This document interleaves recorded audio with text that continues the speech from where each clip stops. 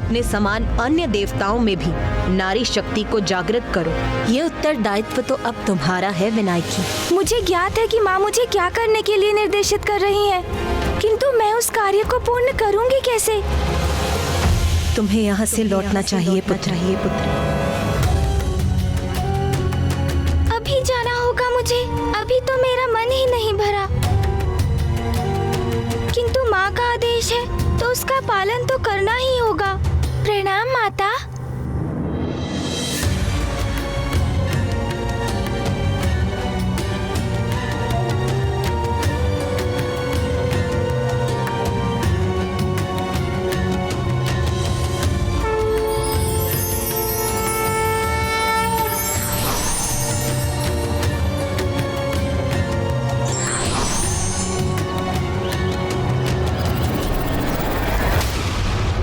इंद्रदेव, तुमने मेरे भ्राता नमूची का वध किया और अब सूर्यदेव ने मेरे अनुज के प्राण लेने का प्रयत्न किया। ये उचित नहीं है इंद्रदेव। अब देखो, मैं असुर महानायक शुंभ तुम्हारे अपराधों के दंड स्वरूप तुम सबकी कैसी दुर्दशा करता हूं। सब मुक्त हो जाओ।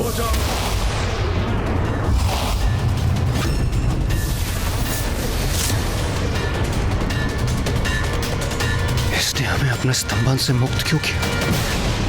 मैंने तुम्हें मुक्त अवश्य किया है इंद्रदेव, परंतु इससे प्रसन्न होने की कोई आवश्यकता नहीं। यदि मैं तुम सबको स्तंभित करके छोड़ देता तो तुम स्थिर रह जाते, किंतु मैं तुम्हें निरंतर प्रताड़ित कर तुम सबसे अपना प्रतिशोध लूंगा। तुम सबको मैंने मुक्त किया है पुनः बंदी बनाने के लिए।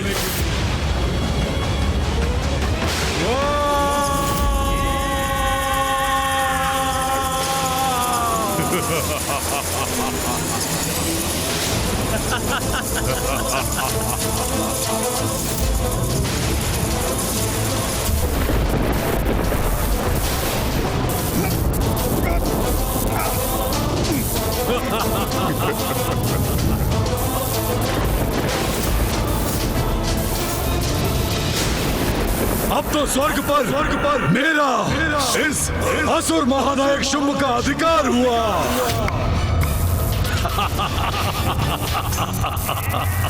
पिछली बार तो प्रथम पूज्य गणेश ने तुम सबकी रक्षा कर दी थी। अब कहाँ है वो? अब तुम्हें मुझसे कौन बचाएगा? इंद्रदेव?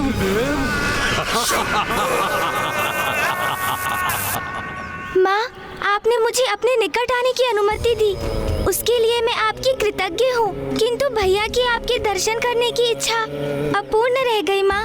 अब ज्ञात नहीं उन्हें वो अवसर कब प्राप्त होगा, किंतु आप कब कैलाश लौटेंगी माँ? गणेश, भैया आ गए। कहाँ हो तुम अनुज? भैया तो कदाचित इस रूप में मुझे पहचान ही नहीं सकेंगे, असमंजस में पड़ जाएंगे वो। मुझे पुनः अपने गणेश रूप में आ जाना चाहिए। अरे नहीं, यही तो उचित अवसर है। अब यदि विनायकी का रूप धारण किया ही है तो भैया से थोड़ा आमोद प्रमोद भी हो जाए, आनंद आ जाएगा। गणेश, गणेश कहाँ हो तुम? कहाँ हो अनुज? गणेश, गणेश कहाँ हो तुम? स्वामी, कहाँ हैं आप? अनुज कहाँ हो? गणेश कहाँ हो अनुज?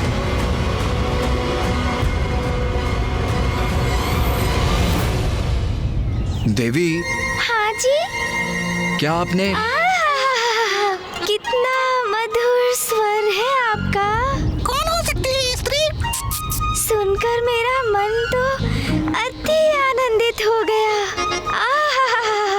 पुनः कुछ कहिए ना।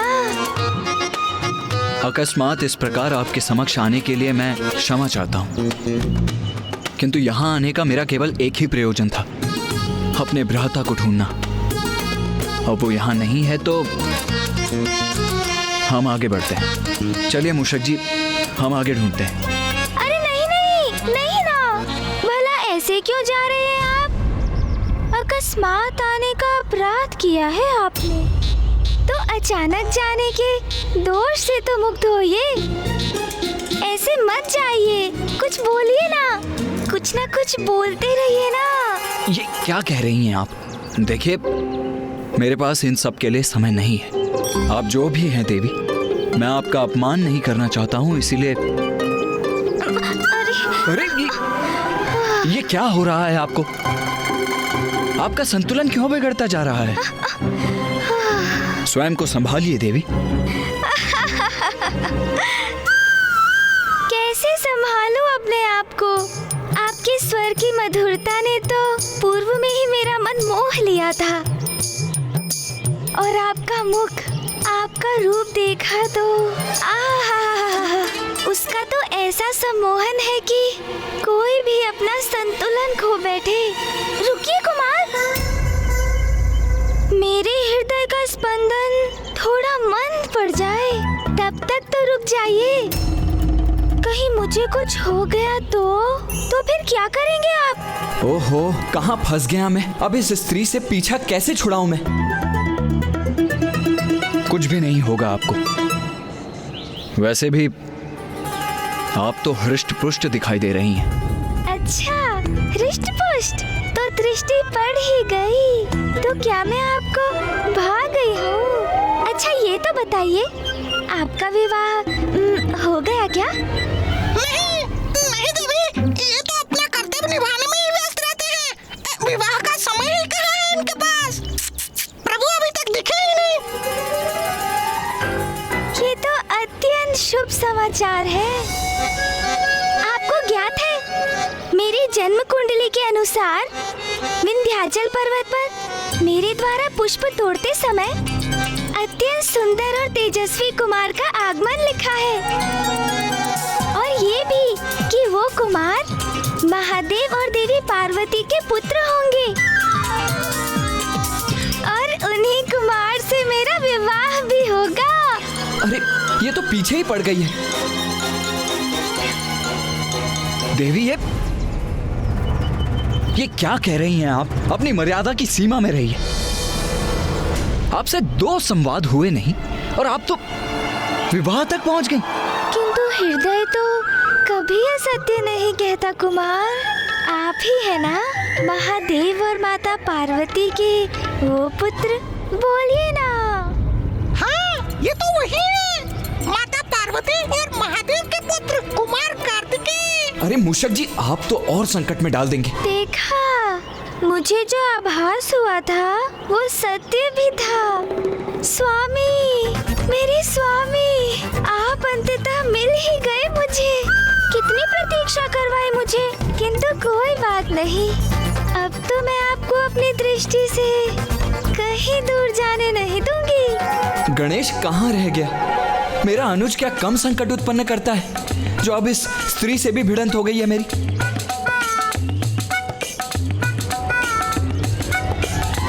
अरे ये कैसा अनर्गल प्रलाप कर रही हैं आप? मैं किसी का स्वामी नहीं हूँ और ना ही किसी का स्वामी बनने की कोई इच्छा रखता हूँ। नहीं नहीं स्वामी, ऐसा मत कहिए। नियति को कैसे नकार सकते हैं आप? आपको तो मुझसे विवाह करना ही होगा। देखिए तो सही, मैंने तो अपने मन में आपको अपना स्वामी ही मान लिया है।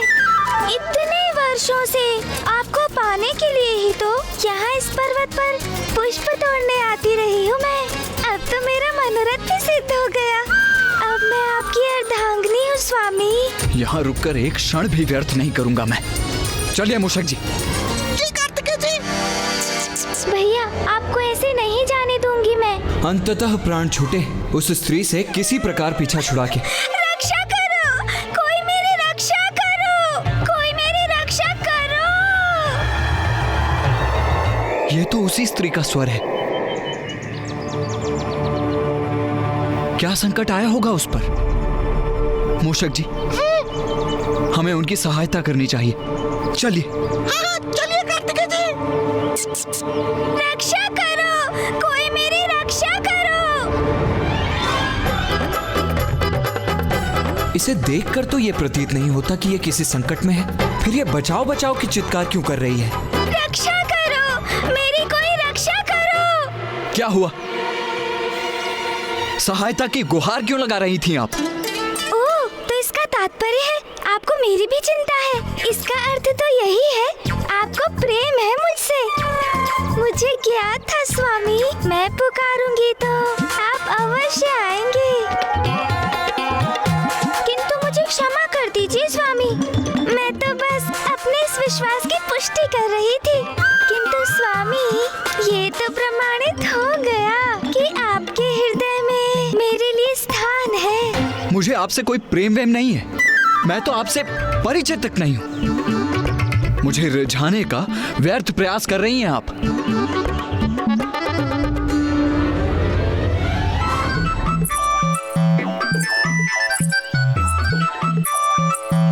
अरे, मेरे पीछे पीछे क्यों आ रही हैं आप? मेरा पीछा करना बंद कीजिए। आपके पीछे ना आऊं तो कहाँ जाऊं स्वामी? अपने स्वामी के पीछे चलना तो मेरा धर्म है ना। अच्छा, मैं एक सुझाव दूं। हम दोनों अभी कैलाश जाकर अपना दाम्पत्य जीवन आरंभ करते हैं। मैं महादेव और माता पार्वती की सर्वगुण संपन्न पुत्र वधू बनूंगी। हाँ, किंतु मेरी भी एक शर्त है। विवाह के उपरांत आपको अपने अनुज को कैलाश से निष्कासित करना होगा। मेरे स्वामी को निष्कासित? अरे, कैसी स्त्री है ये? अभी मुझसे विवाह करने की बात कर रही थी और अब मेरे परिवार को ही खंडित करना चाहती। क्योंकि स्वामी, मैंने सुना है बड़ा विचित्र है वो और बहुत नटखट भी, सभी को सताता रहता है। इसलिए वो तो कदापि नहीं रह सकता हमारे साथ। बस बहुत हुआ। मेरे भ्राता को लेकर ये सब कहने का दुस्साहस भी कैसे किया तुमने? क्या आप जानती भी हैं कि वो है कौन? प्रथम पूज्य गणेश है मेरा अनुज। प्रथम पूज्य? अभी मैं आपको अपने भ्राता की महिमा से परिचित कराता हूँ।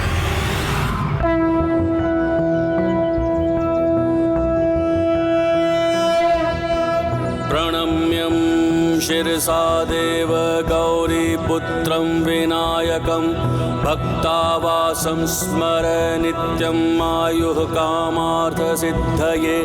प्रथमं वक्रतुण्डं च एकदन्तं द्वितीयकं तृतीयं कृष्णं पिङ्गाक्षं गजवक्त्रं चतुर्थकं लम्बोदरं पंचमं च षष्ठं विकटमेव च सप्तमं विघ्नराजेन्द्रं धूम्रवर्ण तथाष्टकं नवमं भालचन्द्रं च दशमं तु विनायकम् एकादशं गणपतिं द्वादशं तु गजाननं द्वादशैतानि नामानि त्रिसन्ध्ययः पठेन्नरः न चाविघ्नभयं तस्य सर्वासिद्धिकरं प्रभो।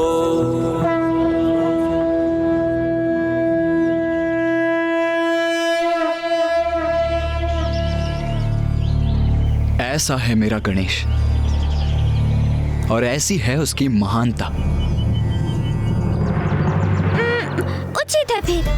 यदि आप इतना कह ही रहे हैं तो मैं विवाह के उपरांत आपके अनुज को हमारे साथ रहने की अनुमति देती हूँ। किंतु अब विवाह तो कर ले।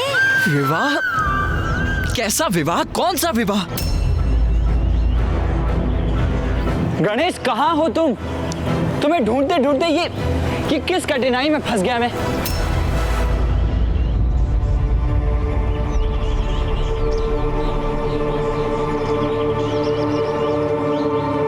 भैया, मेरे भैया।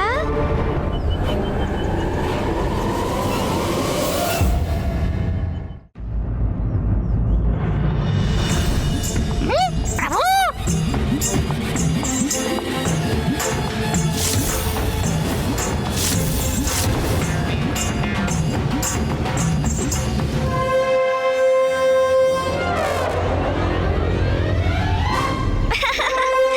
गणेश, तुम इस रूप में? ये सब क्या है? तुम गणेश ही हो ना? हाँ भैया, मैं गणेश ही हूँ। किंतु गणेश, तुम इस रूप में क्यों हो? हाँ बताती हूँ भैया कि वास्तव में क्या हुआ था। यदि तुम्हें मुझसे भेंट करनी है तो तुम्हें भी नारी रूप धारण कर यहाँ आना होगा, अन्यथा तुम्हारा यहाँ आना असंभव है। पुत्र गणेश, तुम्हें भी अपने भीतर के उस नारी तत्व को उजागर कर स्त्री रूप धारण कर माता के पास पहुंचना होगा। तुम्हारे इस नारी रूप को जगत विनायकी के नाम से जानेगा। अद्भुत। आपके इस रूप के दर्शन पाकर मैं कृतार्थ हुआ प्रथम पूज्य गणेश जी।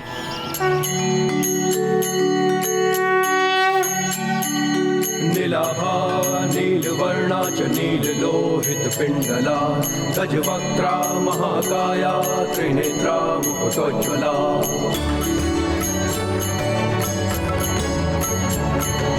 लंबोदरा स्थूलहलस्वा चतुर्भुज कृतायुधा मोदकं दशनमुपामे पशुं सूत्रं च दक्षिणे वनमाला शिरे तस्या वर्णहारावलम्बिनी समारूढ़ा सर्वाभरण मंडिता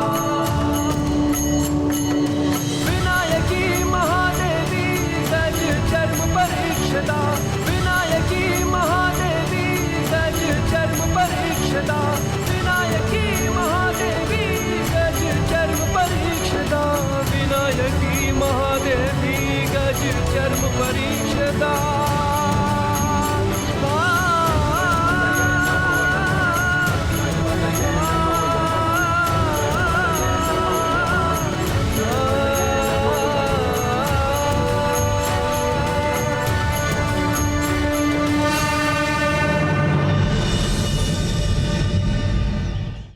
मैं घोषणा करता हूं कि संसार में जो भी गणेश के इस विनायकी रूप के दर्शन करेगा और उसकी पूजा करेगा, उसके सभी मनोरथ पूर्ण होंगे।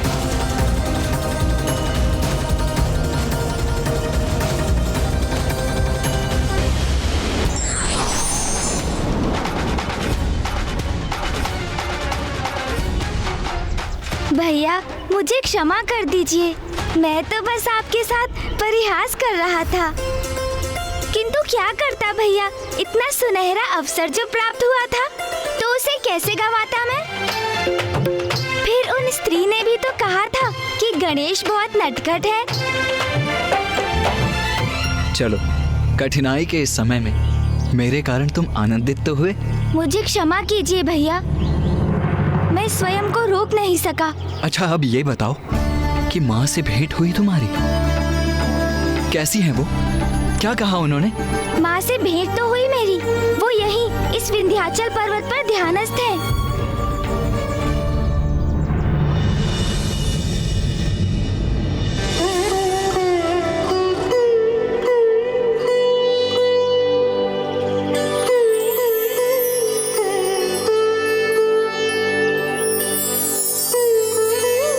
प्रणाम माता।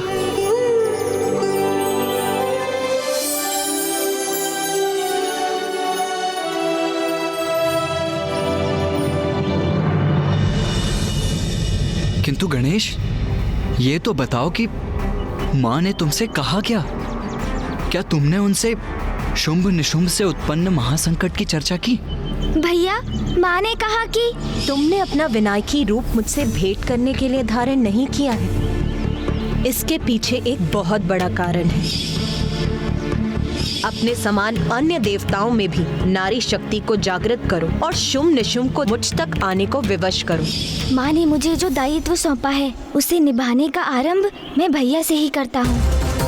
भैया, थोड़ी प्रतीक्षा कीजिए, शीघ्र आप भी अपने नारी स्वरूप के साक्षात्कार होंगे।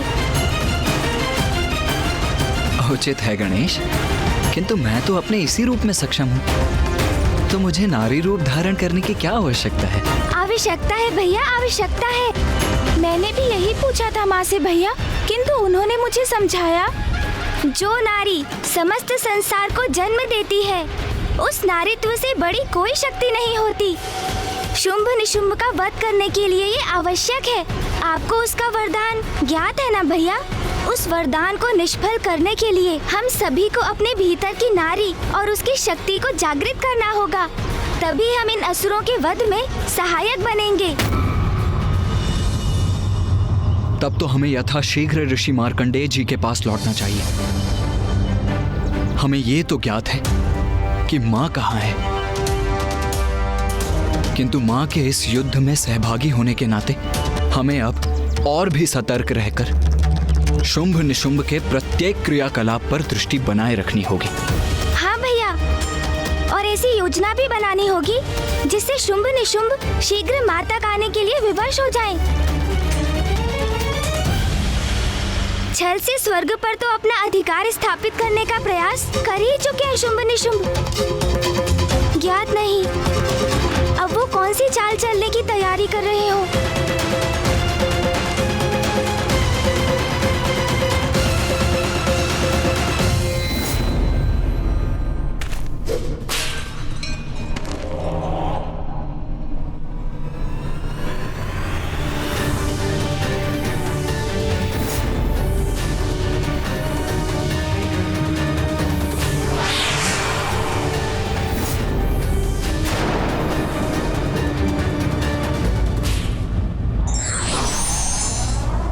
उत्तरदायित्व योग्य व्यक्ति को ही दिया जाता है, किंतु उसका निर्वहन भी उतना ही महत्वपूर्ण होता है।